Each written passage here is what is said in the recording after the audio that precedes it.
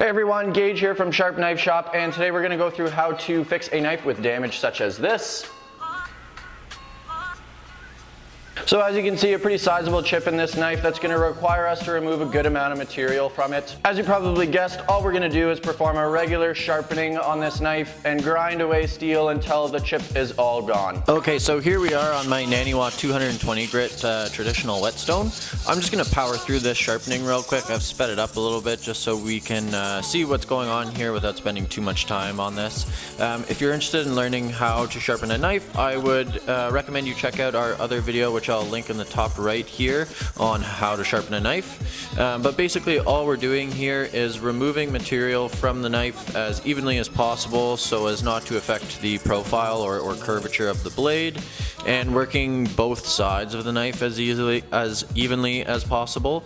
Again, if you're familiar with the sharpening process, all you're going to do is form a burr on one side of the knife, flip over, knock that burr off, and keep doing that until you've removed enough material and the chip is totally gone. Now this is going to make the blade a little bit shorter, but overall the knife will look pretty much the same as when we started, but it's certainly not going to perform like it did before we removed this amount of material, and here's why. As we remove material from this knife, it's going to get thicker and thicker behind the edge.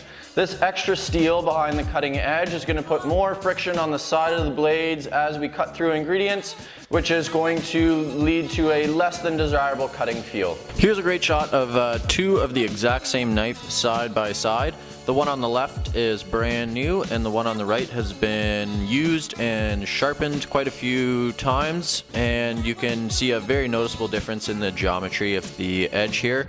Not only is the blade on the left taller, but it also comes much thinner behind the edge, as you can see there, and that's what's going to contribute to that really beautiful cutting feel that we're all looking for. So to fix this, we're going to thin the sides of our knife. Remove material from the sides of the blade close to the cutting edge, and this is going to contribute to a much better cutting feel than if we just left the knife the way it was after we removed the chip. Now if you've watched our sharpening video, you'll know that we recommend keeping your fingers as close to the edge of the knife as possible when sharpening. This is going to more easily allow you to maintain the angle that you're using when you're sharpening and just overall be more consistent.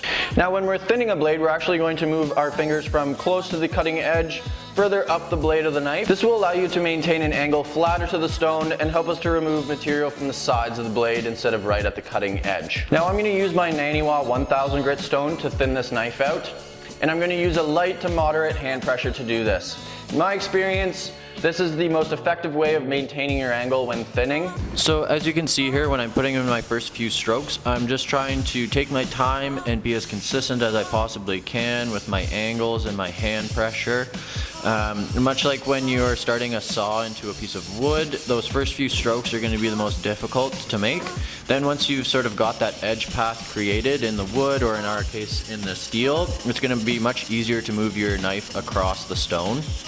And you're just going to continue doing this until you've removed enough material and achieved an edge geometry that you're happy with. I would recommend checking your work often when you're doing this, making sure that you're not getting too thin behind the edge or removing material in one portion of the blade more than another. It's very important to take your time and be as consistent as possible when you're doing this. Again, quality of strokes over quantity of strokes is going to give you the best results in this process. Now, as you remove material from your knife during this thinning process, you'll notice that the edge created from your normal sharpening when removing the chip from the knife is going to get thinner and thinner and thinner. This is a good thing and means that we're removing material from the sides of the blade where we want to. In my experience, you don't want to go too thin behind the edge, as this will make the knife susceptible to chipping and further damage.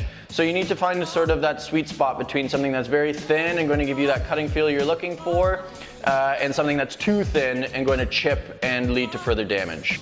Now, if you're having a hard time understanding where you're removing material from your knife, a cool little trick to use is to color in the side of your blade with a Sharpie.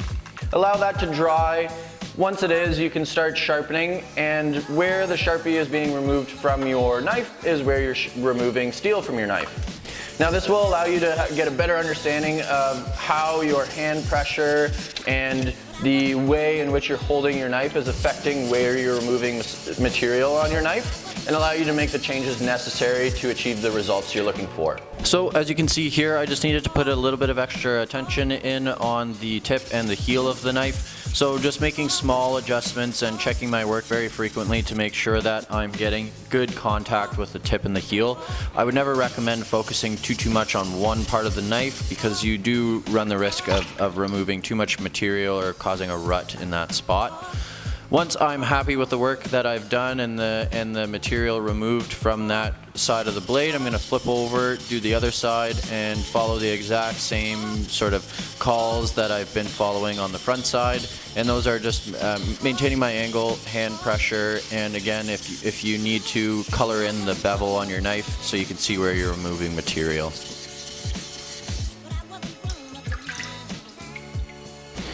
Great, so all of our thinning is done. All we need to do now is perform a regular sharpening to this knife. Again, I'll link that in the description or put one in a card above in the top right hand corner here. But just quickly we'll go over it, forming burr on the front side, flipping over and forming the burr again on the back side, and then deburring, and doing that on each grit that we move through in our progression. Here I used 1000, 4000, and 8000 grit stone. And here are the final results. I'm really happy with how things turned out. A knife such as this with bevels already set is going to be a lot easier to thin than one that has no bevels. You're going to get scratches up the side of the knife, so I'd recommend just going for it. A knife that performs well is always better than one that looks pretty. So I really hope this video helped. If you have any questions or comments, please leave them down below and I'm happy to help. Again, thank you for watching and hope to see you on the next video.